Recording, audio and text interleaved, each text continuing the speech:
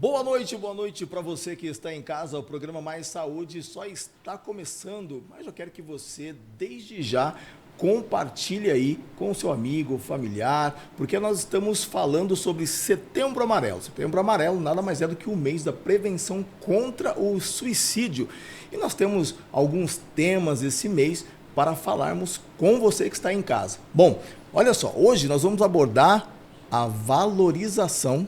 É isso, doutora? Isso mesmo, a valorização da vida. Da vida. E nessa noite quem está conosco, doutora Bruna. Doutora Bruna, mais uma vez, muito obrigado por estar aqui com a gente.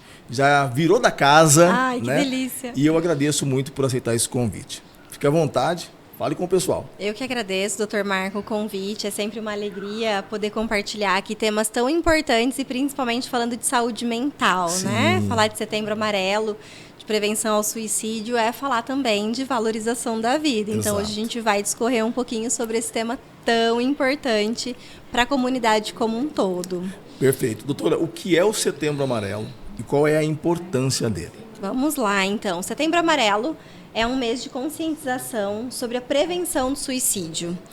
É uma campanha que visa trazer informações para a população sobre a importância de identificar as possíveis causas de uma depressão mais profunda, de indícios que tragam ali alguns alertas para que a gente possa prevenir, de fato, o suicídio. Só para você ter uma ideia, Dr. Marcos, cerca de 703 mil pessoas morrem todos os anos por conta do suicídio. Uau, muita coisa. Muita coisa. E um dado extremamente alarmante é que 83% dos casos são homens. Você acredita? Qual é a relação? A maior parte dos casos de suicídio são cometidos por homens. Então a gente vê que muitas vezes as mulheres, elas acabam conversando mais com as amigas, conversando um pouco mais ali com pessoas do seu convívio, e os homens muitas vezes acabam guardando um pouco mais as emoções. Você acha que essa relação é do homem guardar mais as emoções do que verbalizar mais como as mulheres fazem? Isso, e de como, né, a gente precisa quebrar alguns tabus aí da nossa sociedade. Já ouviu falar? Homem não chora. Homem não chora. Homem tem que ser machão. Tem que ser machão. Não, a gente precisa, sim, levar em consideração homem chora que as assim, homem emoções reclama são assim, homem fala que a mão tá doendo, que o pé tá doendo, que a costa tá doendo, que ele tá cansado, que ele tá de tudo quanto é jeito. O homem tem que falar. Tem essa de que o homem não chora, não. Exato. Eu choro no chuveiro, mas choro. Exatamente. É super importante a gente levar esses dados em consideração para falar da importância da sensibilização do Setembro Amarelo, porque quanto mais a gente sensibilizar, maior vai ser o número de pessoas que podem aí identificar alguns casos de risco e poder salvar mais vidas.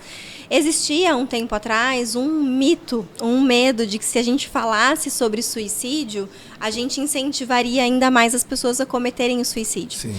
E claro que, de fato, se a gente começar a falar sobre detalhes, sobre formas que essas coisas acontecem, eu vou sim incentivar que as pessoas tenham ideias e desenvolvam. Mas o nosso papel aqui, enquanto profissionais da saúde, é justamente falar sobre prevenção.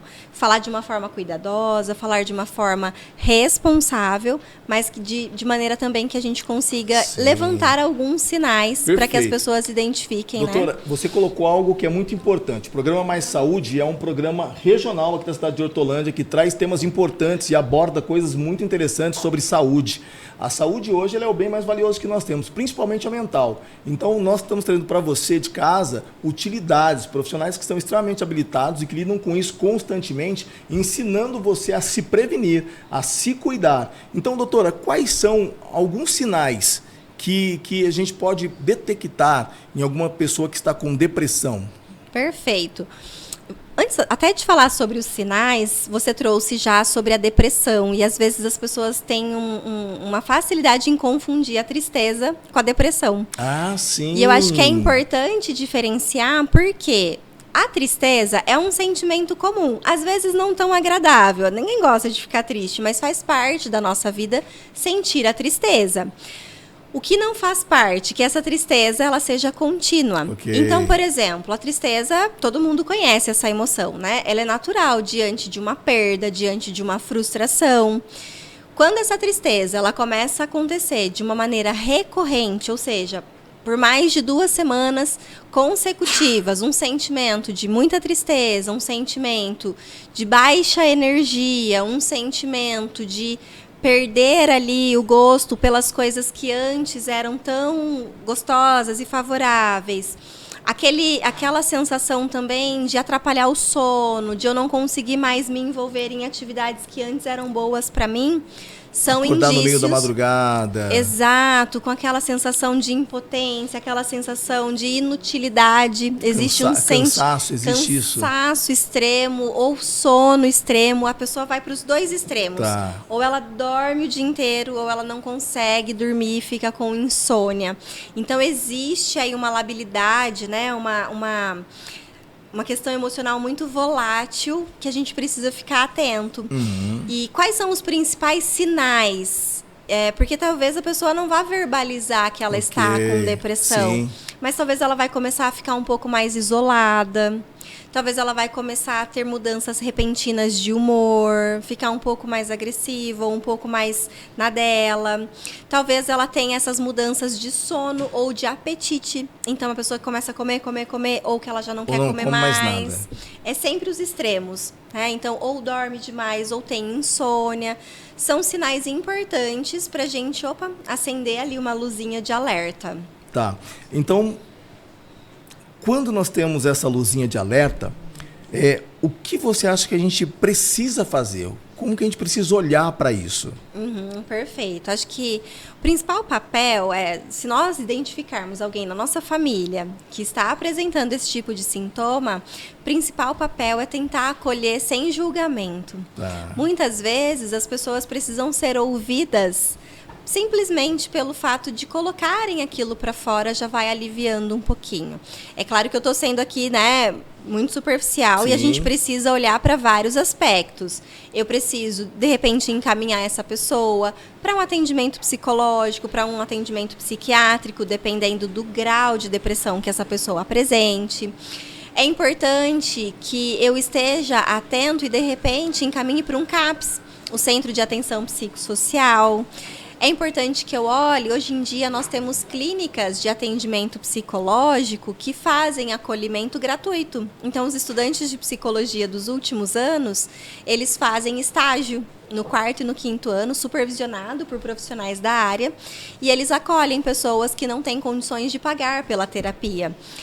E, em último caso, a gente sempre vai falar também ali do CVV, o Centro de Valorização da Vida, que é o 188. Então, a qualquer horário, as pessoas podem ligar e tem psicólogos voluntários à disposição para conversar, para acolher, para ajudar nesse sentido. As pessoas têm um tabu contra essa questão do CAPS, né? Tem. Não vou entrar porque ali só tem maluco, não sou doido, não quero entrar ali. Como que é, doutora? Explica um pouquinho da sua experiência no CAPS, para que as pessoas entendam que esse lugar é um lugar para cuidar da saúde e interagir com o social, né? Perfeito, doutor Marco. As pessoas, infelizmente, existe um tabu muito grande em se falar sobre suicídio e, infelizmente, existe um tabu muito grande em falar também sobre saúde emocional, saúde mental. O CAPS, o Centro de Atenção Psicossocial, é uma entidade... Eu nunca trabalhei no CAPS, tá bom? Tá. Mas o CAPS, ele é um órgão governamental que atende pessoas em algum estágio de adoecimento mental. Então, sim, existem alguns casos de pessoas que estão com algum tipo de... com alguma condição mental mais grave, e aí por isso que algumas outras pessoas podem sentir ali um certo preconceito, um certo tabu. Mas eu posso usar o CAPS para quando estiver entrando num estado depressivo, se eu estiver com crises de pânico, de ansiedade, para que o CAPS me ajude a prevenir que venha depois a cometer o suicídio, por exemplo, porque se a pessoa está num estágio de depressão profunda e ela não busca ajuda, pode ser que ela pense lá na frente, né? Eu não tenho mais valor, eu não quero mais isso para mim, minha vida não vale a pena. Então, o CAPS é um local de acolhimento, e de direcionamento. Então, existem pessoas que passam o dia ali e existem pessoas que acabam ficando em alguns locais específicos, mas não são todos que têm essa moradia, né? Você falou há minutos atrás que falar um pouquinho sobre suicídio, enfim, uma época era como se estivesse incentivando, né, o suicídio. Como que é essa questão de falar sobre o suicídio, quebrar esse tabu? Como se coloca isso na mesa? Perfeito. Acho que é importante, doutor Marco, a gente falar sobre o suicídio, que ele é, sim, algo grave da nossa sociedade, né? Então, a gente falou da diferença entre a tristeza e a depressão. E eu só quero enfatizar que a tristeza é um sentimento, já a depressão é uma doença que pode levar ao suicídio. E se eu estou doente, eu preciso procurar ajuda.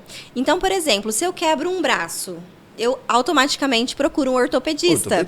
Se eu preciso usar óculos, eu automaticamente vou ao oftalmo. E por que quando eu tô com alguma questão emocional, eu acho que eu tenho que resolver sozinho? Ou as pessoas falam que é falta de Deus? Ou então, não, você vai superar, tenha força. Ou que é frescura.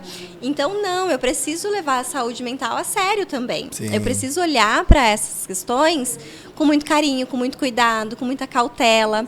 Porque tudo isso pode levar a um adoecimento conjunto e de alguma maneira, né, a gente precisa resgatar essas pessoas. E aí você me pergunta, como que a gente coloca tudo isso na mesa para falar de valorização da vida, então? Porque quando eu falo sobre a importância de prevenir o suicídio, eu preciso levar as pessoas a valorizarem a vida que elas têm. E às vezes a gente acha que valorizar a vida é falar de coisas grandes. Eu só vou ser feliz quando acontecerem grandiosas coisas ou grandes acontecimentos na minha vida. E não, eu posso ser feliz no pequeno. Eu posso ser feliz porque, nossa, eu tenho um copo d'água aqui fresquinho para beber e tá tão calor.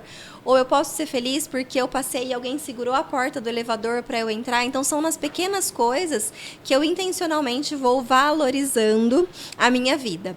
Só que é muito engraçado, é muito curioso, porque às vezes a gente acha que precisa dessas coisas grandes. E, na verdade, não.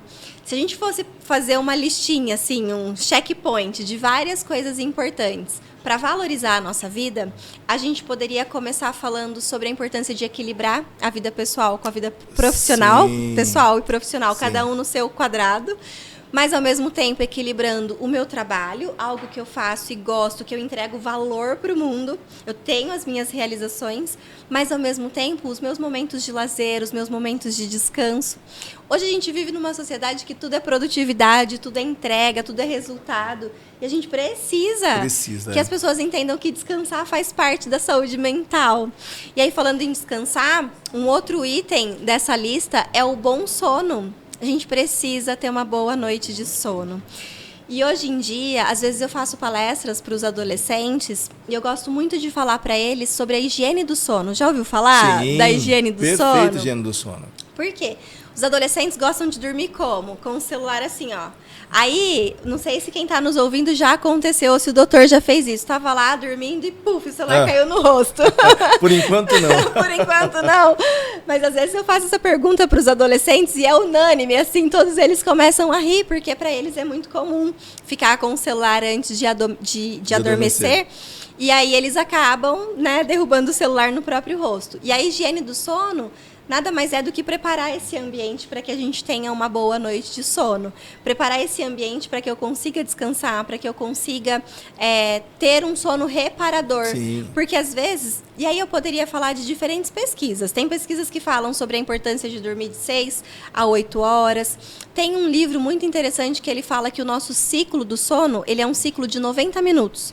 Então, a cada 90 minutos eu tenho um ciclo do sono. Então, quando eu for dormir, eu preciso fazer os cálculos para acordar a cada ciclo, né, de aproximadamente 90 minutos. Então, eu vou dormir 4 horas, ou eu vou dormir 6 horas, ou eu vou dormir, 4 horas e meia, ou eu vou dormir 6 horas. Ou então, depois eu vou dormir 7 horas e meia, porque ele fala dessa importância de ter os 90 minutos do ciclo. Além disso, para eu ter um sono reparador, a higiene do sono é a preparação para dormir. Preciso avisar o meu corpo que eu estou desligando. Então, eu posso tomar um banho relaxante, eu posso tomar um chá, eu posso ler um livro, eu posso diminuir as luzes, desligar a TV, aparelhos eletrônicos em geral, computador, tablet, celular. Tem uma pesquisa da Inglaterra que fala com 2 horas antes de dormir, mas se a gente conseguir com pelo menos meia hora, já é alguma coisa. E faz todo sentido, né, doutora? No passado nós vivíamos muito isso, né? Sim. Eu peguei essa fase, os meus avós, meus pais, nós não tínhamos celulares, jantávamos 6 horas da tarde, 7 horas, e ali a gente assistia a novela das 7 horas e todo mundo ia dormir 8, 9 horas e tinha um sono reparador. O nosso cognitivo funcionava muito melhor, o índice de depressão e de ansiedade também era muito menor, né? Sim. Então faz todo sentido. Todo sentido. E quanto melhor a gente conseguir... Perdão. Quanto mais a gente conseguir descansar, mais a gente vai conseguir cuidar da nossa saúde mental. Tem até um filme, eu não vou me lembrar, que eles lançam um vírus e o vírus faz com que as pessoas não durmam. E aí, depois de um tempo, as pessoas começam a ficar muito sobrecarregadas ali mesmo, desse cansaço, desse estresse, porque a falta de sono, ela gera uma sobrecarga emocional, física, um cansaço, um desgaste, ali, uma liberação gigantesca de cortisol, que é o hormônio do estresse, né, no nosso corpo. Então, o sono estaria ali como segundo item da nossa lista. A gente sabe sobre a importância da atividade física, de movimentar o corpo, de liberar as inas, né? Endorfina, dopamina, serotonina, todas as inas, os neurotransmissores do bem-estar, para que a gente tenha aí, né, um cuidado mesmo com o nosso templo físico aqui, né? A gente precisa cuidar do nosso corpo também. A gente pode falar de uma série de outras questões. A gente fala de alimentação saudável, quanto melhor eu me alimentar, quanto mais coisas vivas eu colocar dentro do meu corpo, mais vida eu também tenho. Exatamente. É uma questão de descascar mais e desembrulhar menos, né? Isso, exatamente. Descascar mais e desembrulhar menos. É bem isso, assim. Quanto mais saudável também for a minha alimentação, mais eu tenho feito esse cuidado comigo. E não dá para deixar de falar da psicologia positiva. Eu sou super suspeita, né? Que é esse movimento científico que a gente fala. Que é o que você mais atua hoje, né? Que é o que eu mais atuo hoje, exatamente. Que é a intencionalidade que a gente coloca no nosso dia a dia. Então, o que eu estou pensando está de acordo com o que eu estou sentindo e com o que eu quero agir? Então, se a gente faz aqui uma roda e fala do dia mais triste da nossa vida, talvez a gente saia chorando daqui. Sim, sim. Mas se a gente faz essa mesma roda e começa a falar de um dia que a gente ficou feliz, que a gente se sentiu orgulhoso, que a gente se sentiu competente, talvez eu consiga olhar e falar, opa, peraí, eu estou realmente trazendo um legado aqui. E aí, intencionalmente, pensando em coisas diferentes, eu gero também uma emoção impactante para mim e também ao meu redor, né? Você já percebeu que às vezes a gente vê um ato de bondade ou a gente vê alguém sorrindo e a gente sorri junto? É como se fossem ali os neurônios espelho, né? Nós temos neurônios espelhos que fazem com que a gente se sinta ali bem só de ver o outro bem também. Eu vi uma brincadeira na internet que eu achei bem interessante e que eu acho isso super interessante, porque realmente acho que faz parte da sua psicologia positiva, no sentido de um rapaz começou a olhar alguma coisa no celular dentro de um ônibus e ele começou a rir. Desesperadamente, todo mundo começou a rir, né, em volta. E até a gente estava vendo aqui o vídeo, comecei a rir também, falei, gente, que interessante isso. E aquilo me trouxe uma certa alegria, né? Então, isso faz parte da psicologia positiva. Também, né? A gente está falando aí de várias ações intencionais para gerar bem-estar. Então, o que me causa bem-estar? O que promove a saúde mental, né? Tudo isso faz toda a diferença. Então, quando a gente fala em relação a gerar... Eu conheço esse vídeo que você falou, é uma propaganda da Coca-Cola. É isso que a eu gente lembro, usou várias vezes em palestras para as famílias. E tinha um senhorzinho que ele fazia uma expressão assim, que ele não queria rir, no final nem ele se continha e ria também. E a ideia ali, né,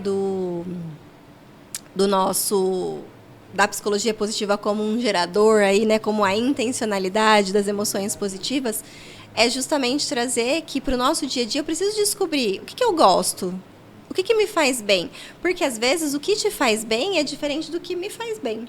O que faz você se sentir relaxado, descansado, leve, é diferente do que me faz sentir relaxada, descansada e leve. Então, me conhecer também é importante para que eu consiga, de alguma maneira, intencionalmente gerar bem-estar para mim e para quem está ao meu redor, sendo ponte de escuta, de acolhimento, Sim. né? E aí, para fechar, eu vou aproveitar esse tema da psicologia positiva e falar que é importante a gente ter hobbies, a gente fazer coisas, atividades que a gente goste. E, assim, eu poderia fazer uma lista imensa, mas às vezes as pessoas, elas esquecem do que elas gostam de fazer. E aí a minha sugestão é, olha lá para sua adolescência. O que você gostava de fazer naquela época? Você gostava de dançar, de pintar, de colorir? Agora tá super em alta aí os Bob Goods, né? Que as crianças, os adolescentes e até os adultos estão pintando. O que faz você, de repente, relaxar, se concentrar, sair um pouco da síndrome do pensamento acelerado e simplesmente quebra-cabeça. Exato. Amo quebra-cabeça. Aliás, uma boa ideia, vamos comprar um livrinho de colorir em casa, um quebra-cabeça e vamos fazer isso. Isso, Combinado. Vale a pena. Vale a pena, porque são momentos de conexão real.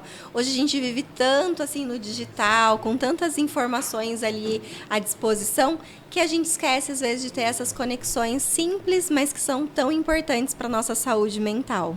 Perfeito, perfeito.